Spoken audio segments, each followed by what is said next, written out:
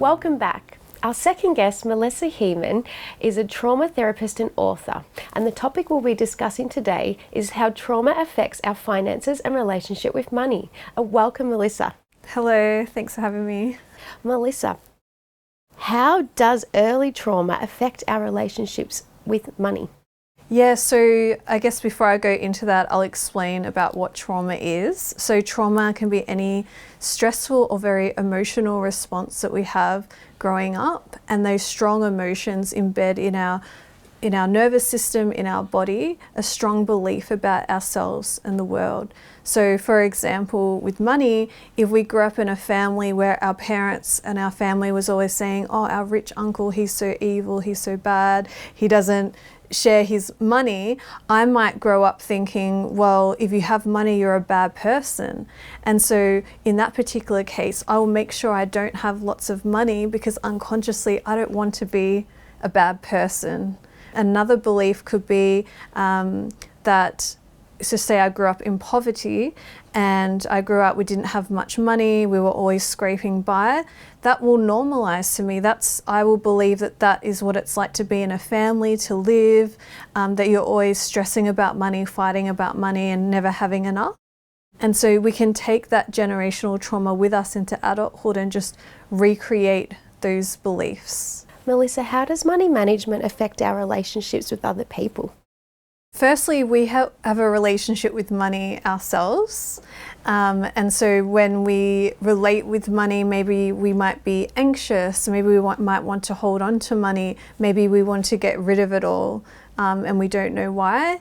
And how this can affect us in relationships if we both have conflicting conditioning or trauma from growing up on how to manage money, then it's going to get really frustrating. And there's high rates of divorce because of financial issues. So for example, if there's a relationship where a husband and wife, they both manage money very differently, there might be a lot of conflict in the house around it. And so for example, one partner always wants to go buy designer clothes and outfits and get rid of all their money, and the other partner always wants to save and make sure that they have enough to eat, roof overhead.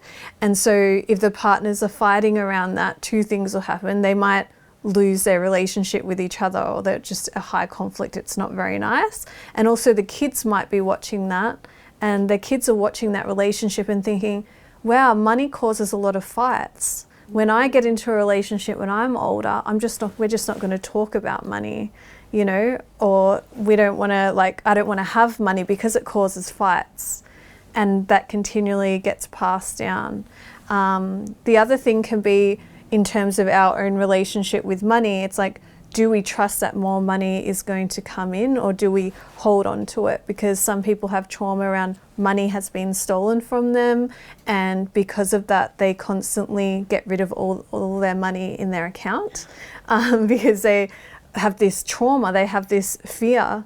And then someone else might have, grown up with poverty, and they come to, say, Australia, and they have all these opportunities and they start making money, but they keep all the money and they don't even look after themselves properly because they want to hoard all of the money. They don't trust that more is going to come. It can be very triggering when you're in a relationship with someone that has different conditioning and traumas and emotions around money. It can cause a lot of arguments and fights. So some specific examples of money mismanagement might be someone that is gambling. So what can happen is that maybe when they first gambled, they got a very strong positive response, positive chemicals like dopamine. They're like, oh, this feels amazing. And then what happens is, even though they start getting rid of their money, their brain has this very strong file, this very strong memory, that this gives you a very positive experience and you get lots of money out of it.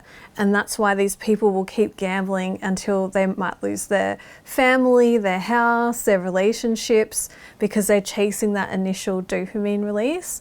And the same can be with just spending in general. Like, women like to go shopping and spending. I think it's quite natural. I think it comes from the hunter-gatherer days where we were gatherers. Kind of want to go out and gather still. And so basically what happens is we might spend a lot of money, look at our account, feel shame about that money mismanagement, and this can go on for years and years. Maybe it started happening in our early 20s when we first started making money.